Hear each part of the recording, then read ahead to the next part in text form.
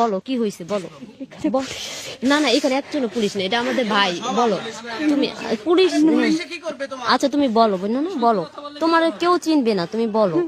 আমি বিচার চাই, ওরা কেন এই কাজগুলো আমার হ্যাঁ, কি সাথে করছে একটু করছে? বলো। অনেক খারাপ কাজ করছে, অনেক বাজে বাজে কাজ করছে, এত অনেক বাজে কাজ। পুলিশ তোমাকে কি বলছে আপু? তুমি ভয় পাইলা কেন, তুমি ভয় পাইলা কেন বলো, আমরা তোমার পাশে আছি। মারবো পুলিশ বলছে তোমাকে মারবে, না, তুই বলে না মারিয়ে লেবো আমি করলে কি?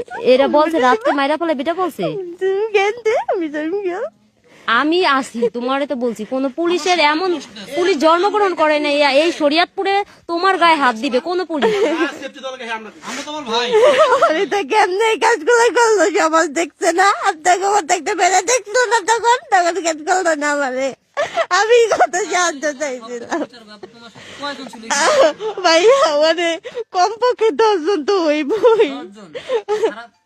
আমার অনেক মারছে, খারাপ কাজ করছে, মারছে আরো বেশি, খারাপ কাজ করতে বেশি মারছে। আমার একটা পুরুষ একটা মহিলা নেবে মারলে। পুলিশ তোমাকে কি বলছে?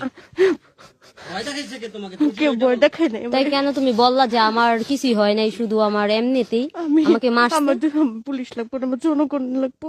আমরা তো জনগণ আছে, এটি সব জনগণ, এখানে পুলিশ কেউ নাই। শরীয়তপুরের জনগণ তোমার সাথে আছে, শুধু শরীয়তপুর না, সারা বাংলাদেশের লোক তোমার সাথে আছে, তুমি শুধু বলো। আরে ভয় পাইছে, ওরে ভয় দেখাইছে। তুমি আমাদের বোন, বলো পুলিশ কি তোমাকে কি বলছে?